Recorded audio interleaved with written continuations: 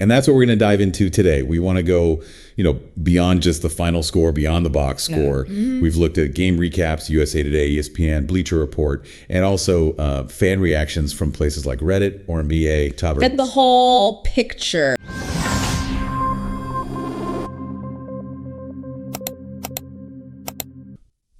The Thomas Mack Center in Vegas was definitely buzzing last Thursday, July 10th. Oh, yeah. The PA announcer actually called it the main event. And honestly, it kind of lived up to it. It really did. I mean, the anticipation was huge. This wasn't your average Summer League game, right? Not at all. This was like the big showdown. You had Bronny James, second-year Laker, against Cooper Flagg, the number 1 pick, making his NBA debut for Dallas. Loads of eyes on that one. Exactly. So Cooper Flagg, the debut everyone was waiting for. I mean, Mavericks won a close one, right? 87-85. Yeah, super tight game. But Flagg's own take on his performance, pretty harsh. You're not kidding. Looking at the numbers, wow. He called it, one of the worst games of my life. Yeah, pretty blunt. And the stats kind of back that up, shooting-wise anyway. 10 points, but on 5 for 21 shooting. Oof. And 0 for 5 from 3. That stands out. Definitely. Almost all his buckets were in transition, outside the restricted area, just 2 of 17. He even said it felt odd to launch so many jumpers. So he felt uncomfortable with his shot selection too. Seems like it. But here's the interesting part. Despite those numbers, you've listened to the coaches, the analysts, they saw something else. They kept talking about winning plays. Winning plays. Okay, like what specifically? Well, there was this key moment late, about 1:10 left. Flagg gets this weak side block on DJ Stewart driving layup. Huge defensive play. Okay, yeah. Clutch timing. Then doesn't hesitate, grabs the rebound, pushes himself, draws like 3 defenders in transition, and kicks it out to Ryan Nembhard for the go-ahead 3. Ah, the sequence. Mm-hmm. Block leads directly to the go-ahead bucket. Exactly. And Mavs assistant coach Josh Brohimmer, he summed it up perfectly. He said, that's what he does. He makes winning plays, whether it's offense or defense. I think that's as advertised. As advertised. So even with the bad shooting, they see that core winning instinct. That's fascinating, isn't it? In a world obsessed with scoring highlights. It really is. It suggests they're looking deeper, at the IQ, the defensive impact, the things that don't always pop in a simple stat line. Right. It's not just about filling it up. Not at all. And this ties into something else Dallas was doing. Jason Kidd specifically had Flagg playing point guard in Summer League. Point guard. Really? Yeah. For a guy his size, known more as a wing or forward. Yep. The idea was to challenge him, expand his game, see how he handles being a primary facilitator. Okay, that makes sense. Yeah. And the Lakers, they didn't make it easy on him, right? They were trapping him, getting physical. Yeah. They definitely tried to rough him up, make him uncomfortable, but kids saw that as like a sign of respect. Teams already recognizing his potential threat. And Flagg, despite all that pressure, showed real poise. Good handle, good vision. And get this, only 1 turnover with all those touches. That's impressive, especially for a debut, playing kind of out of position. Very impressive. And beyond the facilitating stuff, you still saw the raw talent, the athleticism. He had that tomahawk dunk in traffic. Saw that one. Wow. Yeah. And a nice baseline fadeaway over Dalton Knecht. Finish over Darius Bazley, too. The audacity, the bounce, as one report put it. It was there. So the flashes were definitely visible. Absolutely. And on Reddit, you saw comments like he's insanely advanced from a BBIQ and passing POV. And the consensus seems to be his defense should be very good from day one. Like a seamless plug and play on any NBA roster. My praise.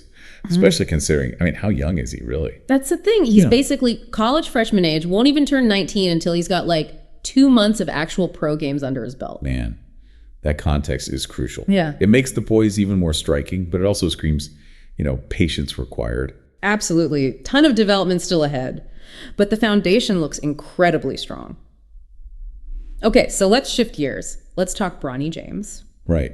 Bronny's game, it was kind of the opposite start, wasn't it? He came out firing. Yeah, he actually hit his first 2 shots, including a 3, and Flagg was guarding him on that one. Irony. Yeah. But then things cooled off considerably. Big time. Didn't make another field goal the entire rest of the game. He finished with 8 points, 2 for 8 shooting, 1 for 6 from deep. Ouch. And he missed that potential game winner at the end, too. Yep. Tough finish. Had a couple rebounds, couple assists, just 1 turnover in about 21 minutes.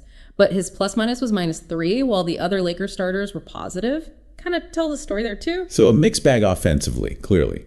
But what about the other end? Defense has always been his calling card, right? That's where the reports were consistently positive.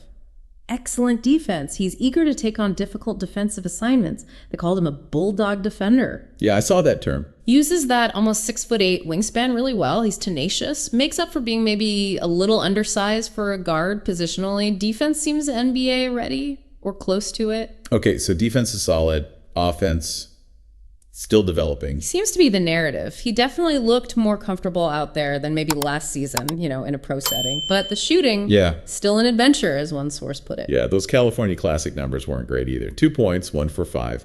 And last regular season, what was it, 31%? 31.3%. So consistency is the big thing. He did make some nice passes, looked for teammates, showed some feel there, but needs that offensive game to become more reliable to make a consistent NBA impact. What about his G League time last year? Did that show more promise offensively? It did, actually. He averaged 18.6 points, almost 5 assists, over 4.5 rebounds in 18 games for South Bay. So you see the potential is there. It's about translating it consistently. Right. Remember, he was a late second-round pick, number 55, after just the 1 year at USC. Still very much in that development phase. Exactly. This is all part of that process. Now, the matchup itself, when Bronny and Flagg were actually guarding each other, that's what got a crowd going. Oh, man, yeah.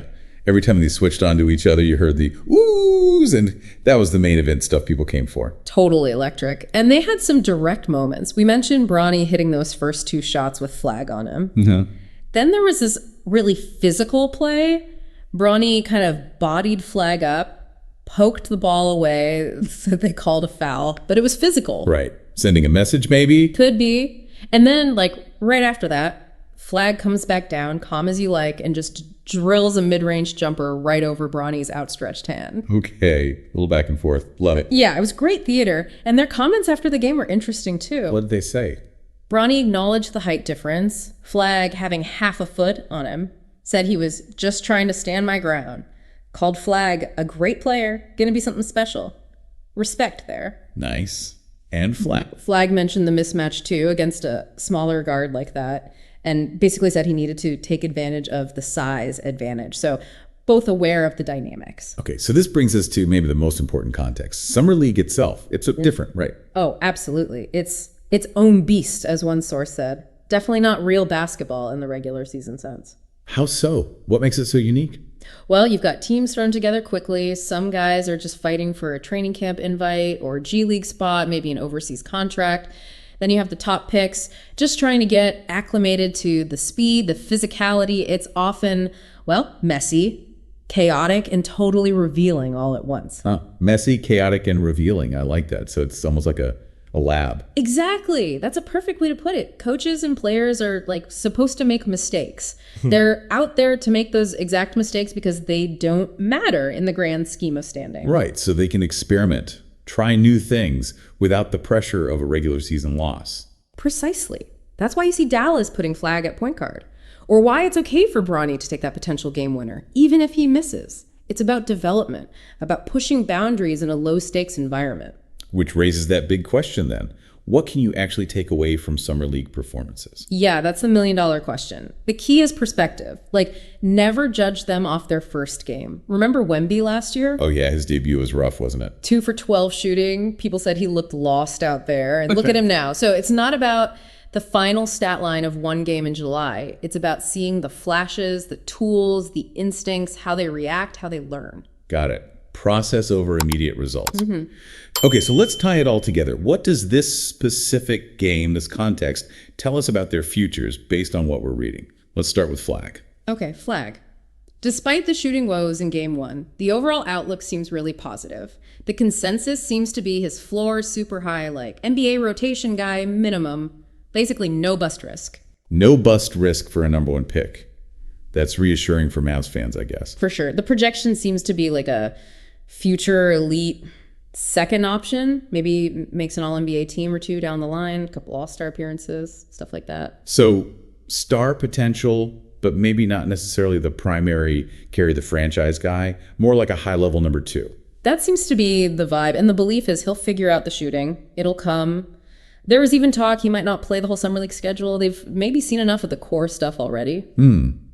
That emphasis on the winning plays again, It feels like teams are really valuing that versatility and IQ at the very top of the draft now, maybe more than just pure scoring punch. I think that's fair to say. It's about finding guys who impact the game in multiple ways, who have that innate feel. The shooting can be developed, but the BBIQ, the defensive motor, that's harder to teach. Okay, makes sense. And Bronny, what's the trajectory look like for him based on this? For Bronny, the path seems clearer, but maybe with a different ceiling. Offensive consistency is still the key question mark, but his defense, that's real. Yeah. The feeling is he can definitely carve out a long career as a defensive specialist. He showed improvement from last year, looked more comfortable. The focus now is building on that, developing the offense, becoming a bigger contributor to the Lakers this season. So a potential 3-and-D role, but the 3 part is still the big question mark. Pretty much, yeah. He's got another game coming up Saturday against the Pelicans, another chance to show that development. Well, we got to keep reminding ourselves, like you said, they're both so young. Flagg's basically college age. Bronny left USC after a year. Exactly. They're kids, relatively speaking, in the big leagues, figuring it out with the brightest lights the NBA can offer in the summer. It's a journey. It really is. So when we, as fans, watch these guys, maybe the real deep dive isn't just about one game's stats. It's about watching that whole process, right?